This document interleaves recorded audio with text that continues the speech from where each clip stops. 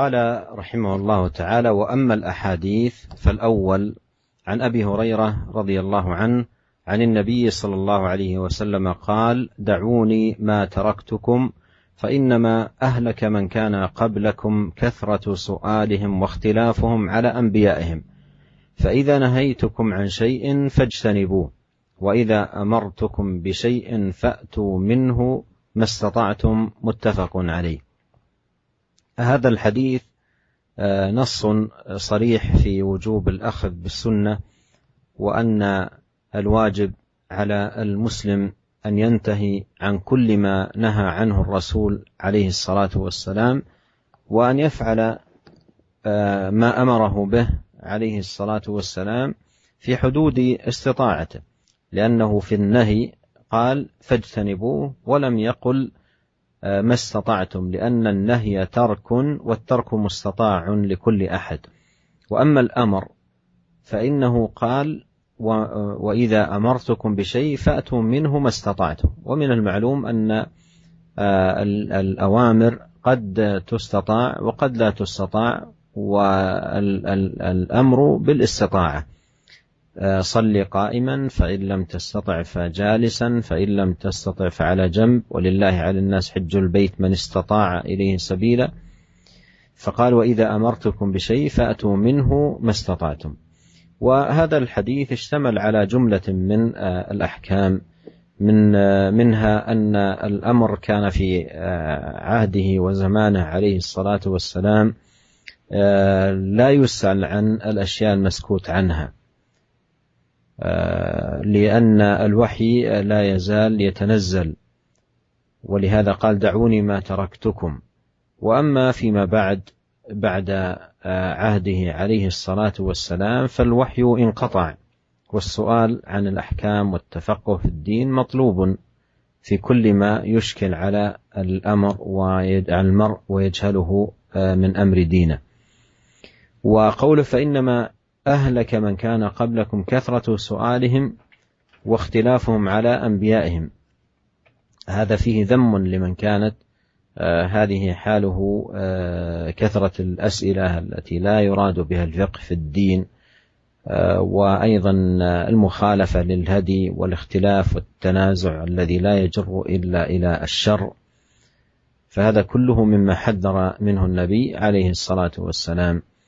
وقوله: فإذا نهيتكم عن شيء فاجتنبوه، وإذا أمرتكم بشيء فأتوا منه ما استطعتم، هذا سبق بيانه، والله تعالى أعلم، وصلى الله وسلم على عبده ورسوله نبينا محمد وآله وصحبه أجمعين. Kemudian Al-Imam Nawawi rahimahullah setelah menyampaikan ayat-ayat dari Al-Quran tentang wajibnya mengagungkan sunnah dan beradab terhadap sunnah Nabi Sallallahu Alaihi Wasallam, maka kemudian beliau membawakan hadis-hadis yang menunjukkan akan hal itu. Di antaranya hadis yang pertama dari Abu Hurairah radhiyallahu taala anhu dari Nabi Sallallahu Alaihi Wasallam, bahwasanya Nabi Sallallahu Alaihi Wasallam bersabda, "Da'uni ma taraktukum." Tinggalkanlah aku, biarkanlah aku apa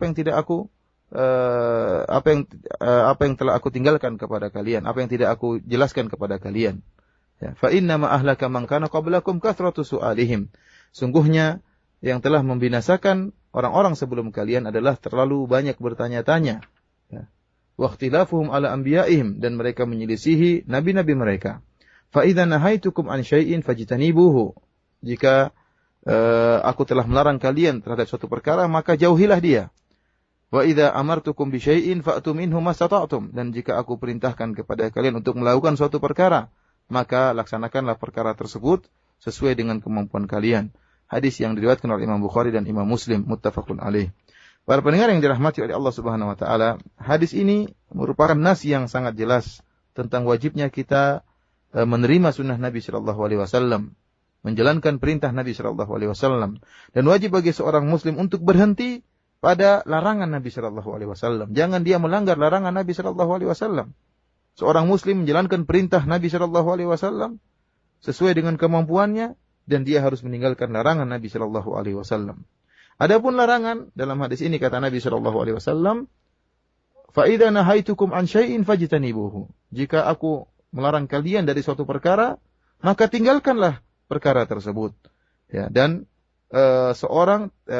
perkara larangan merupakan perkara yang harus ditinggalkan, dan meninggalkan sesuatu ya tentunya tinggal ditinggalkan saja, tidak berkaitan dengan kemampuan. Berbeda tatkala kita ingin melakukan sesuatu. Kalau meninggalkan maka suatu yang perkara yang dimampui untuk dilakukan. Berbeda dengan melakukan suatu perkara, itu butuh melihat pada kemampuan untuk melaksanakan perkara tersebut. Adapun meninggalkan maka tinggal ditinggalkan saja ya, dan itu mampu dilakukan oleh siapa saja. Adapun perintah, karenanya dalam hadis ini adapun perintah Nabi sallallahu alaihi wasallam, kata Nabi sallallahu alaihi wasallam, "Wa idza amartukum bi syai'in fa'tu minhu mastata'tum."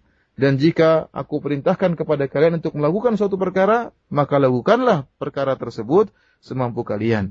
Karenanya, perkara perintah itu berkaitan dengan kemampuan. Dan ini sama dengan sebagaimana diisyaratkan dalam hadis-hadis yang lain, seperti sabda Nabi sallallahu alaihi wasallam, "Sholli qa'iman."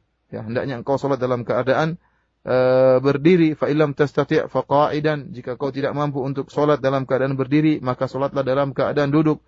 Fa illam tastati' fa 'ala jamb. Dan jika engkau tidak mampu untuk salat dalam keadaan duduk, maka salatlah dengan berbaring di atas lambungmu.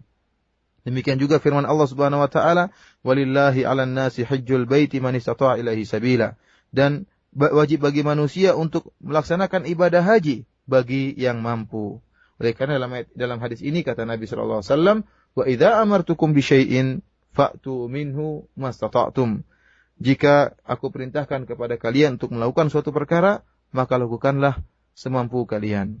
Para pendengar yang dirahmati oleh Allah Subhanahu wa taala, hadis yang agung ini mengandung beberapa perkara, hukum-hukum yang dikandung dalam hadis ini. Yang pertama, dari sabda Nabi sallallahu alaihi wasallam, "Da'uni ma taraktukum." Biarkanlah aku terhadap perkara yang aku tinggalkan, tidak aku jelaskan kepada kalian.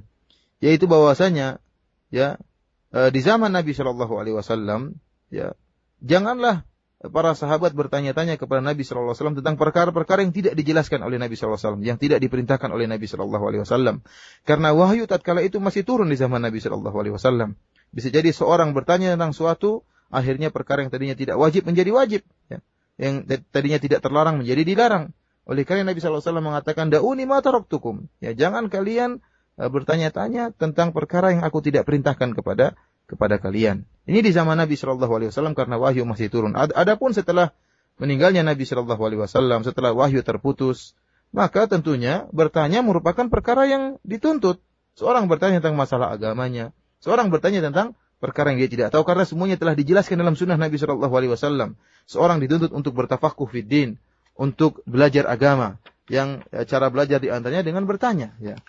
Oleh karenanya di zaman Nabi sallallahu alaihi wasallam tidak dianjurkan untuk bertanya-tanya seperti ini yang bisa menimbulkan hukum-hukum baru yang memberatkan kaum muslimin. Adapun setelah wafatnya Nabi sallallahu alaihi wasallam seluruh perkara telah dijelaskan, maka kaum muslimin hendaknya bertanya tentang perkara-perkara yang mereka tidak mereka pahami dan tidak mereka ketahui.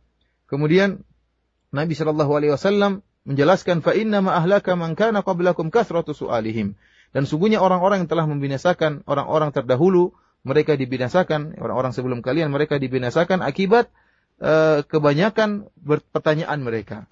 Wa ikhtilafuhum ala anbiya'ihim, dan mereka menyelisihi nabi-nabi mereka.